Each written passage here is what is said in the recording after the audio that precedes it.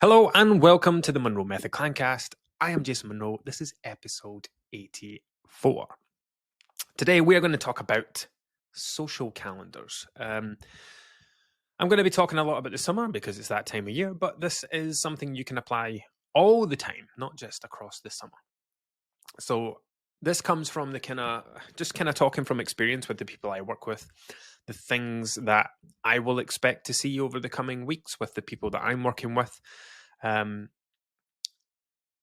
yeah, just how to avoid the kind of pitfalls. So at this time of year, what I am going to see a lot are, well, what I'm going to see is a lot of unrealistic expectations, but that's going to present itself in the form of people being disheartened, disappointed, down, dejected, and any other word that along those lines that starts with D, about their progress.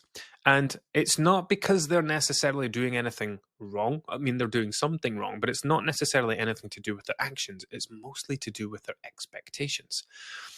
One of the biggest mistakes that people make when it comes to weight loss is they get their fingers out and they play the numbers game, right? So I want to lose 2 stone. If I lose a pound a week for the next 28 weeks, and they count all that up, it will, I will have lost the 2 stone I want to lose. Fine. And in their mind, a pound a week's very realistic because in the past they've expected to lose 2 and 3 pounds. Do you know what? A pound a week is not realistic for most people unless you have a lot of weight to lose. A consistent pound per week is very unrealistic. Only because we're looking at a prolonged period of time. Short term, definitely realistic. But long term, you have to think about it, right? 28 weeks is a long time, right? It's more than half the year. How realistic is it that you are going to be super consistent for 28 consecutive weeks? How realistic is it you're going to maintain a deficit almost daily for over 6 months of the year? Unrealistic. But it's very easy to play the numbers game. You sit and do the sums. I have this much weight to lose. If I do it for this long, then it'll, if I lose this much per week, then it will take me this long and that'll be great. And on paper, it looks fantastic, but you forget to account for life. You forget to account for your mood, your mental health, what work is doing, if that causes you any stress or if it gets busier.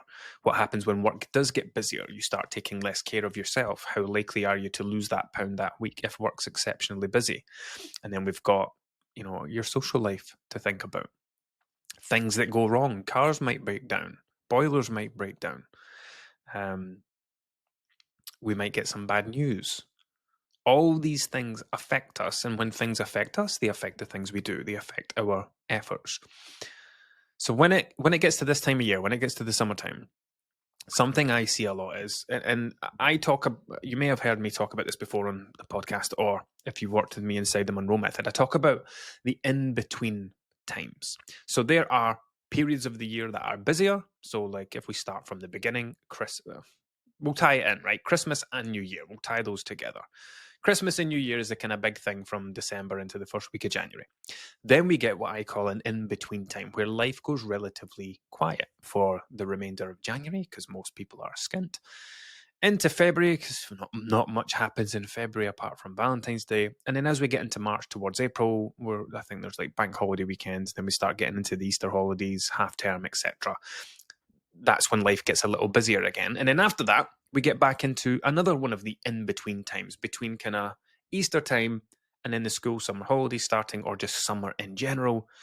And then once the summer's over, we get back into another in-between time until we get to, you may have another October half term and then Christmas and New Year again. So we need to be very realistic, and we also need to be flexible and adaptable in our expectations. So if you go through February and March, and you lose £5 each month, awesome. If you've got kids, if you're going to be off for Easter, if you're going on holiday, should you still expect to lose £5 in April? Probably not. Could you do it? Absolutely. But is it realistic? For most people, probably not. But what happens is people hold on to this like, well, I lost £5 in February, I lost £5 in March, I'm going to lose £5 again in April. And it's because they're focused on the result. It's not necessarily that they take the result for granted. They just have it in their minds that, well, I'm following this plan and that's what I'm losing. So why would that change? And they forget to adapt. And that's what I see a lot when it comes to summertime, right? I've been working with people from January, February, March for the last 3, 4, 5 months, 6 months.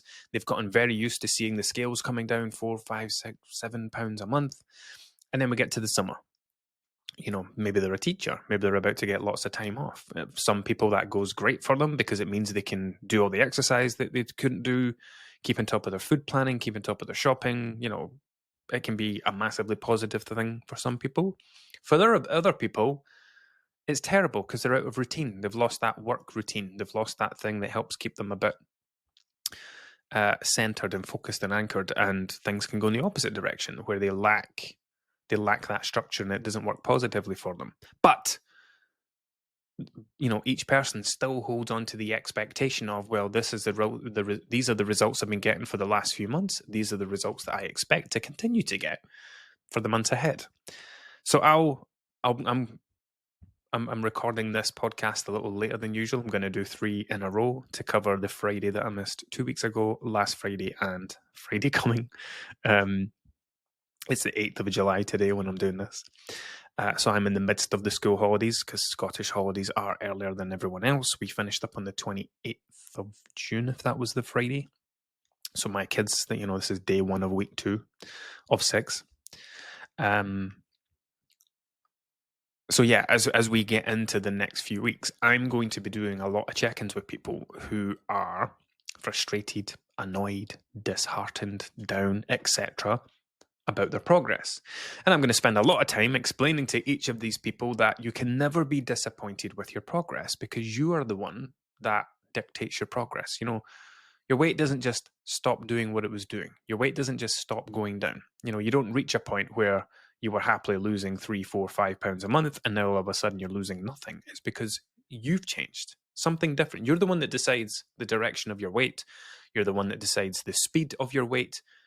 Your actions dictate what your weight does. If it's not doing what you want it to do, it's because you're not doing the things to make that happen. None of this is a negative thing, but we have to understand this and we have to realize this. Because like I say, this is a very common problem that I have to talk through with many different members. And I've been running my group since 2018, 18, 19, 20, 1, 2, 3, 4.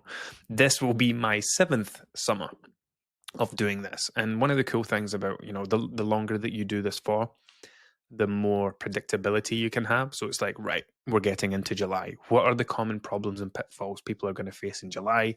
And we'll make topics around it. We'll make daily posts around it. We'll do live chats around it. Similar for the rest of the year. And that's what's going to happen over the next kind of 8 to 12 weeks. People are going to be disappointed with their progress. Some of them are going to understand that it's because they are eating out more, having more barbecues, drinking more alcohol, going on holidays, having weekends away, all that stuff. Some of them are going to be surprised. Like, I can't understand why this is happening. Why have I gone from losing X amount per month to only losing £2 this month? And then it's my job to go through what we're talking about in this episode. Like, you need to be realistic and adaptable and understand that even though on the 1st of January, you had your entire weight loss mapped out for the rest of this year. And after week 50, what did I say? 2 stone 20. After week 28, you were going to be 2 stone lighter. But the truth is you're only 1 stone lighter. It's not that anything's went wrong other than you didn't account for life. You didn't account for all the things that usually happen. You created this super unrealistic expectation that you were going to be as motivated on week 28 as you were on week 1. You created this unrealistic expectation that your life was going to be as quiet for the next 27 weeks after week 1. And it's just a miscalculation, but it's a big problem because when you create these expectations and then reality does not line up with your expectations, you get very annoyed. That's where this downhearted stuff, that's where the disheartening stuff comes from, where the disappointment comes from, where the dejection comes from, and all these other D words that people use when they're describing their progress or lack of. it hasn't come from the fact that you've not made progress. It's come from the fact that you've not disconnected. You've focused too much on the progress. See if you forgot this whole I'm going to lose X amount this week, and you just focused on your efforts and just looked at the results that came off the back of that. It would be much more realistic. And I do get a lot of this at check-ins as well, where people will say, I know the scales have only dropped half a pound this fortnight, but it makes perfect sense because when I look back through my tracking, I can see that, I had that takeaway that night. We went out for dinner that night. It's been a big couple of weeks for birthdays. We had that work thing. And it's great that they can do that because not only are they very realistic, they understand that, even with all that going on, I've still lost half a pound because regardless of all that other stuff that made it difficult to maintain a full calorie deficit, I've still done what I could during the times that were completely under my control, and it still helped me make progress. So I think the key thing going into the summer is having very realistic expectations. We did a live chat in a group just before kind of summer kicked off a few weeks ago, and we spoke about how do you want your summer to go, right? So it was cast your mind to the last day of September, which is what? Okay, so I said to them, cast your mind to the 30th of September. 3 months have gone by. You've had a great summer. You've done lots of different things. You're now looking back at your summer. What do you want to be able to say about your summer? Do you want to be able to say that you stuck to your goals consistently all summer and you've continued to prioritize fat loss and you've lost a stone through July, August, and September? Do you want to be able to look back and say that you maintained your weight because you shifted your focus from fat loss because fat loss was going to be unrealistic because you had so much planned? And have you managed to maintain your weight? So it was basically, rather than trying to decide what you're going to do through the summer, cast your mind in the future to the end of the summer and look back the way. What do I want to be able to say on the 30th of September about the summer of 2024? I want to be able to say that I did my 10K steps a day, exercised 3 times a week, made great choices with food, and then the weight part was kind of irrelevant because your weight would do whatever it's supposed to do based on your actions. And then it's about bringing your actions into alignment with the future you want to create. So, let's do it short term, right? I usually put these out on a Friday. So if we say you're listening to this on a Friday, on Monday morning, what do you want to be able to say about your weekend? I want to be able to say that I'll make this totally personal, right? I want to be able to say that I got the 2 cars cleaned and valeted because they've not been done for a few weeks. My garage cleaned out because I've done a lot of DIY the last while, and when I do a lot of DIY, I'm not particularly tidy about how I rip tools out the garage and put them back again. So while the garden looks great, where I was doing said DIY, the garage is a bomb site. And when the garage is a bomb site, I get annoyed because then I don't train because that's where my gym is. And I've done something with the kids, right? So on Monday, I want to be able to wake up and say, cars are done, garage is done, and I had a great time playing with the kids doing whatever thing it was they wanted to do. And then you come back to the weekend and it's like, right, Saturday morning, I'll walk the dogs, I'll go do Aldi. Once I've done Aldi, I'll come back and do both the cars. Sunday, I'll do the garage. Walk the dogs, come back, do the garage. And whatever day, Saturday, Sunday, I'll do whatever with the kids. And then you're bringing your actions in line with what you want to be able to say. I think the trouble that a lot of people have at the weekends is they approach the weekends worrying too much about what they're going to do, worrying too much about undoing their progress. It's all very restrictive. I need to stop myself from doing this. I need to try and not do that. I need to hope that I'm not like this. They never look at the Monday and say, what do I want to wake up on Monday and be able to say about my weekend? Do you want to wake up on Monday and feel shattered and disorganized and stressed and hungover? Probably not. But most people take actions over the weekend that make them feel like that. This kind of comes back to the whole thinking decisions all the way through to the end. Alcohol is always the easy one to pick on. Like, nobody thinks about the after effects of alcohol. You might think about the hangover, but people don't really go much beyond that. People don't go to the Wednesday. What's going to happen on Wednesday when you're emotional and still feeling the effects from alcohol at the weekend? What about Tuesday? What about Monday when you wake up? You've not ironed any clothes. You've not been to the supermarket. You've got no idea what you're eating that week. You've got nothing to take in for lunch. People don't think that far in advance. All they think is Saturday night's going to be fun because I'm having a drink or I'm going to a barbecue. They don't think much farther than the fun part. So if we bring it back to summer and bring it back to the more long term, there is no right or wrong way to do summer. There is no right or wrong way to lose weight. There's no set amount of time that you're supposed to lose weight in. There's no set amount of time you're supposed to be at your goal weight by.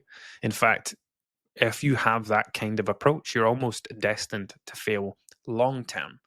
Because if you make it about the numbers, if you make it about the deadline, I will be this weight by this date, then you're just playing a numbers game. You're just doing stuff to make your weight come down. You're not actually working on changing. You're not working on changing you, your habits, your mindset, your lifestyle, etc. Because if you focused on those things, it would take as long as it takes. I've worked with people. I said this to someone the other day. The best people that I've worked with, and when I say the best people, I mean the people who I've got to witness going through the transformation from A to B, I have worked with for 12 to 18 months. I said this in a daily post that I just wrote today for next week, where I've worked with people who had, like Marnie had £100 to lose. Andy Duncan had, I can't remember what he lost, 80 odd pounds he lost. These were people who had a significant amount of weight to lose. And it was never about the amount of time it was going to take, the deadlines or anything like that, because you can't put a deadline on that. If you've got £100 to lose, you can't sit and play the numbers game. It's too long a period of time to know exactly when it's going to happen by. So when I worked with Marnie got to a point, probably, I worked with Marnie for 18 months. Marnie got to a point, it was probably beyond the 12th month mark, because she then had been through everything a year had to offer. So like I said, she'd been through all the busy times and all the in-between times. We did the summer, the holidays, the winter, the Christmas, the New Year, school holidays, etc. We did all of that within those 12 months. And then we hit the reset button and started getting into the next year. And Marnie probably hit a point after those 12 months where I said to her, you've already reached your goal. Yes, you still have 30, 40 pounds to lose. But up here in your mind, your mindset, the habits you've created, the new thoughts that you have, the way that you talk in your check-ins, the way that you're viewing things now, you are already at your goal. You are already the person who is going to go on and maintain their weight. All that's happening right now is you are living at your goal weight. The way that you think, the way that you act, the way that you eat, the way that you plan things, your exercise, like everything that you're doing, you are living like the goal version of yourself. And what's happening now is your weight's just following you down. So all we're waiting for now is the passage of time for your weight to get as far as it's going to go. And for Marnie, that was 101 pounds later. 18 months later, I'm done. I'm happy where I am. I want to go to maintenance now. And for her, it was very simple because she'd already become the goal version of herself. Andy was the same. I worked with Andy for exactly 12 months. Can't remember what he lost. It was like 5 or 6 stone. But there was a point at like month 7 or 8 where I said the exact same thing to Andy. You know, check-ins were becoming routine. You know, through the first few months, there was lots of things to fix, lots of things to talk about, lots of habits, lots of behaviors, lots of little niggly things that were raised, that were identified, that he brought up, and we just spoke about each of them individually. And then it got to a point where we had 2 or 3 consecutive check-ins that were very much 5 minutes, like me just going on camera, recording over his check-in and saying, you're doing everything right, this is great, blah, blah, blah. Maybe a couple of things to talk about. And then it got to that point where I just said, look, same thing I said to Marnie, you are already living like the goal version of yourself. We've fixed everything. We've talked about anything. All those habits are gone. All that mindset's gone. All those things that you used to believe about weight and weight loss and weight gain, you don't believe them anymore. We've replaced that with facts and with science and with a much better mindset. And again, now all we're doing is waiting for the passage of time. In the last few months of working with him, his check-ins became very routine. It was more just a pat on the back and keep going for the last few months rather than 15, 20, 25 minutes of trying to change the way he thinks, the way that he approaches things. So you hit that kind of point. You need to hit that point where it stops becoming about the numbers. It stops becoming about following a list of rules to change your weight. And it becomes about learning to live like the goal version of yourself. Because remember, like whatever weight you are right now, you have ultimately chosen to be that weight. Now, you did not write down on paper one day, I want to be 18 stone, and then start doing stuff to make sure you got there. However, the way that you take care of your body, the way that you use food, the way that you use alcohol, the exercise that you do or don't do, the steps that you do or don't do, the amount of TV you watch, the amount of scrolling you do, the amount of snacking you do, the amount of preparation that you do or don't do, of course.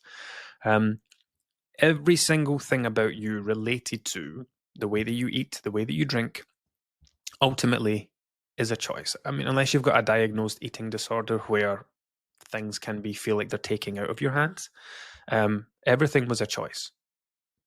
And it might not feel like that, but it's very easy to feel like you're a victim of your weight, like it's something that happened to you. But if you've listened to these podcasts for any length of time, you'll know that your weight doesn't happen to you. Your weight can't do anything by itself. You take it to wherever it is through your actions or your inaction.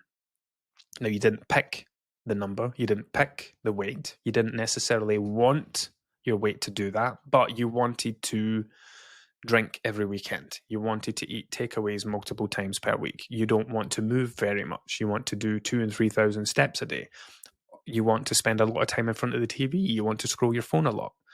All these things that you do all play their own little part in where your weight is. So yes, while you are a weight that you don't want to be, there are also a lot of things that you do want to do that have taken your weight to that place. And that's the conundrum, right? That's the thing that we need to work on. And that's why I do things the way I do them inside the Monroe method. It is not just, okay, you want to lose 2 stone. Cool. Here's what to do. It's not like that. It's, okay, you want to lose 2 stone? Fine. We can have that as a little side goal. But first of all, we're going to understand why you have 2 stone to lose in the first place. Let's go through all the things about you that has you living at, let's say someone wants to be 10 stone, right? Let's go through and uncover and find out all of the things that has you living like a 12 stone version of yourself. Because this is what I did when I lost weight back in 2017. I was living like a 14.5 stone version of myself because I drank alcohol back then. I ate takeaways multiple times per week back then. I cared very little about my health until my kids came along, until my first son came along. And then that was when things really changed. When I came home from a family holiday. Our first family holiday, he was just 6 months old, and like, what am I doing? I looked at myself in the mirror after this holiday, after just rolling out of bed, dragging myself out of bed, thinking how crap I felt. That was my turning point that day, and that's where my journey towards being who I am today started, living like an 11 stone version of myself. And it's not because I spend every day restricting my food or planning my meals or making sure I do X, Y, and Z. It's, here are the things that are important to me in life, and I bring that into the way that I live each day, and that's why my weight is where it is. Could I go back to eating takeaways multiple times per week? Absolutely. How easy would it be? No cleaning, no cooking, no meal planning, anything like that. But at the same time, the other side of that coin is, well, that's one of the things that took my weight to a place where I was very unhappy with it. So I won't have takeaways multiple times per week. And this is the point that I'm trying to get across, that it's not about, people who maintain their weight aren't very good at watching what they eat. They don't have fast metabolisms. There's nothing different about them that takes their weight to where it is. It is quite simply, they want to live like that version of themselves. People who I've maintained my weight for 7 years now, 6 or 7 years now. Yes, it goes up and down 10, 11, 12 pounds throughout the year, probably heavier after Christmas and New Year, maybe a little, no, summer's usually, I'm lighter after summer. But there's varying points throughout the year. We just call that natural. That's what weight maintenance is. Remember, weight maintenance is not keeping your weight at the exact same point every single day for the rest of your life. It's understanding that seasonal weight gain is absolutely a thing. But I don't maintain my weight through crazy restriction where it's like, oh, you can't have that, better not have that, etc. It's quite simply, I wake up each day and make choices that align with the value I place on my health, the value I place on my family's health, the value I place on being able to, on being a fit, healthy version of the dad I want to be. So I can have fun with the kids and play with them and run around and keep up with them and all these other things. Anyway, I have wandered way off the topic here. So let's bring it back to this so we can wrap up, right? Your summer will go however it's going to go. And if you want, you can wing it. But if you think back historically, what happens when you wing it? If you wing summer, then you're going to, if you do the same thing you've done in the past, you're going to get what you've always got. Like, until you can get to the place that I'm at, until you can get to that place where your eating is guided by the value you place on your health, the value you place on all the things that are important to you. Like, most people are led by pleasure, are led by enjoyment. I'm going to eat this because it tastes nice. They don't really think, well, what kind of impact's it going to have on me? It's just, oh, that's nice, I'll eat that. Oh, that's nice as well, I'll eat that.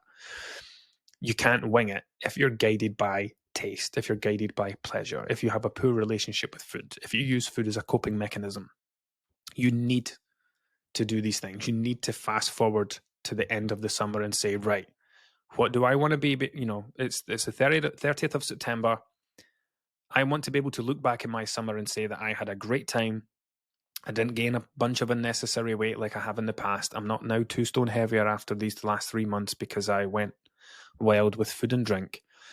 What do I need to do to be able to say that I had a great summer and I achieved all the things I want to achieve? And then we come back to the beginning of summer and say, right, here are the things that I'm going to do throughout this month. And when it comes to your social calendar, I mean, this was actually what the topic of this was supposed to be today. Something that I do with my clients when they come and work with me inside the Monroe Method, once we get to week 2 and they're working through the course, we get to a bit about how to manage social occasions. You should 100% be able to have a social life and lose weight at the same time. You cannot go out Friday, Saturday, Sunday night and expect to lose a pound odd per week, right? There has to be some come and go. And the advice that I give them is, right, especially in the summer, take a look at your calendar. Take a look at your social calendar. You might have 5 things on over the next month. Now, your idea of a night out might be the exact same every single time. Oh, we're going out for dinner. That's going to be dinner and drinks, me getting drunk, being hungover the next day. Oh, we're going out to the pub. That's an all-day drinking session. I'm going to probably get a takeaway at night on the way home, and then a takeaway the next day and eat all day in front of the TV to nurse through my hangover. So that might be your default version of a social occasion. Every single social occasion you go to might be food and drinks and enough drinks to be hungover. When it comes to losing weight, excuse me, you can't expect to be able to do that all the time and still lose weight at the same time. Something has to change. You can't do all the stuff you were doing before and make your weight go in a different direction. So something that's really helpful when it comes to looking at your social calendar, especially through the summer, is, okay, I have 5, 6, 7 things on this month.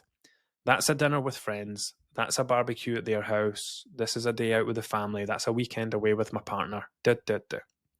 Look at each of those and ask the question, right, which of these do I want to maximize, if we call maximizing being food and drinks, and which of them am I not that interested in? So, for example, I don't particularly like this group of people, so what I'll do is I'll take the car and I'll just show face.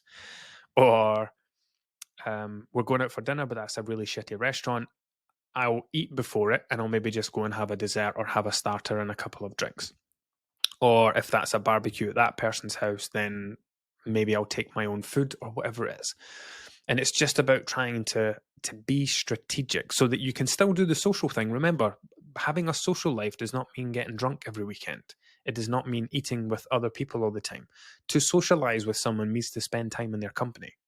You don't need to eat to spend time in the company of someone else. You don't need to drink or even get drunk to be in the company of someone else, to talk to them, to catch up with them, to have conversations, to make memories. Yes, eating and drinking can be part of social occasions, but it's not the meaning of socializing.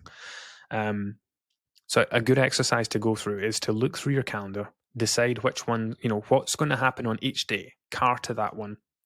This is a strategy that worked really well for a couple of my private clients who believed that their struggle with their weight was down to their social life. And when I got down to it, I was like, well, tell me what your idea of a social life is. Well, it's coffee and cake a couple of times with this person at Costa, and it's going out for dinner a couple of times a week with this person, going out to the pub every Saturday night, and it's an all afternoon, all night session, and then having that conversation. Well, all that stuff, that your approach to your social life is the reason that your weight is where it is now. So here's the weight you want to be.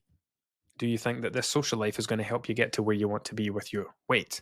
So it's going to be about making some modifications to that. And this is something that worked really successfully. They just looked at the calendar and said, right, I've got that, and that. I'm going to drive to that one. I'm going to do this at that one and that at that one. And the other ones, I will eat and I will drink. Because it's not about never doing it again. It's just picking and choosing your moments, especially when you're trying to lose weight. Because when we're gaining weight, we're over consuming. When we're losing weight, we're trying to underconsume. There's a maintenance point in the middle there. We're not just trying to bring our overconsumption down to maintenance. We're trying to go beyond maintenance and actually get into a deficit to lose weight. So we have to make some big changes. Anyway, let's leave that there for now. So yeah, summer. How do you want your summer to go? Cast your mind to the 30th of September. Look backwards to this point, to today, right now when you're listening to this. From this point until the 30th of September, what sort of summer do you want to have? Do you want to eat to excess? Do you want to drink to excess? And if you do, that's fine. But you also have to accept that your weight's going to be higher at the end of it.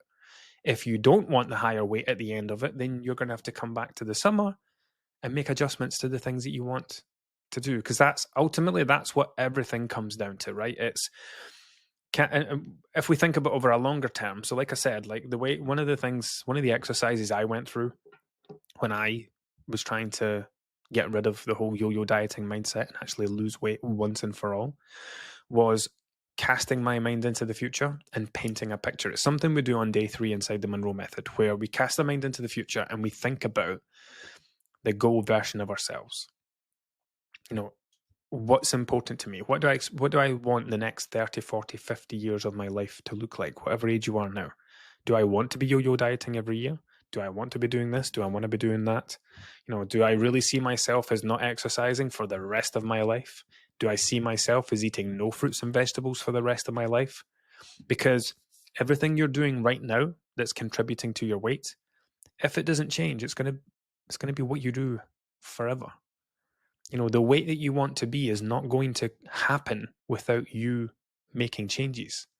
So the sooner that you get on board with that idea, and the sooner that you start looking where you can make these changes, the sooner you can start living like the goal version of yourself, and the sooner you can be the weight you want to be. Not just that, the sooner you can be the weight you want to be, but also know how to live there. There is no point losing weight if you do not know how to live at that new weight. And that's one of the biggest problems that people face, right? They follow diets. They follow very, very low calorie diets like Cambridge Weight Plan or whatever these other daft things are that they do. There's so many of them out there now. And they lose and I've seen a lot of this from new people that have joined us. It's like, oh, tell me about your diet history. Oh, I once lost 5 stone following this. And it's something like Cambridge Weight Plan. Now that's a life-changing loss to go through, but they followed something that didn't teach them how to eat, because all they were doing was drinking shakes. And they didn't learn anything. So the weight came back on. It ends up such a waste of time. So, 5 stones is a life-changing loss. But if you do not know how to hold on to it at the end of it, if you don't know how to live in that 5 stone lighter body, and you still have the same mindset that took you to gain 5 stone in the first place, then you're going to regain the weight again. Anyway, that's enough from me today. I will catch up with you next time.